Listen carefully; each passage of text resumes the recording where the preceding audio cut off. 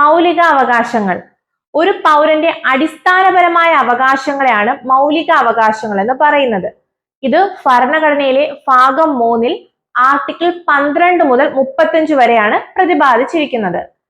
മൗലികാവകാശങ്ങളുടെ സംരക്ഷകനാണ് supreme കോടതി. അതുപോലെ തന്നെ മൗലികാവകാശങ്ങളുടെ ശില്പി ആരെന്ന് ചോദിച്ചാൽ അതാണ് സർദാർ വല്ലഭായ് പട്ടേൽ.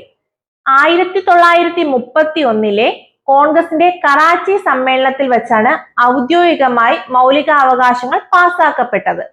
ഈ സമ്മേളനത്തിലെ അധ്യക്ഷൻ കൂടിയാണ് സർദാർ വല്ലഭായ് പട്ടേൽ. ഭരണഘടന നിലവിൽ വന്നപ്പോൾ എത്ര മൗലികാവകാശങ്ങളാണ് ഉണ്ടായിരുന്നെന്ന് ചോദിച്ചാൽ അതാണ് 7. എന്നാൽ നിലവിൽ എത്ര മൗലികാവകാശങ്ങൾ ഉണ്ടെന്ന് ചോദിച്ചാൽ അത് 6 എണ്ണമാണ്. സ്വത്തവകാശത്തെ മൗലികാവകാശത്തിൽ നിന്നും നിയമാവകാശമാക്കി മാറ്റിയ ഭേദഗതിയാണ് 44-ാം ഭേദഗതി. ഈ 44-ാം ഭേദഗതി നിലവിൽ വന്ന വർഷം 1978. ഇന്ത്യയുടെ മാഗ്ന കാർട്ട, സ്വാതന്ത്ര്യത്തിന്റെ വിളക്കുകൾ എന്നീ പേരുകളിൽ അറിയപ്പെടുന്നതും ഈ മൗലികാവകാശമാണ്.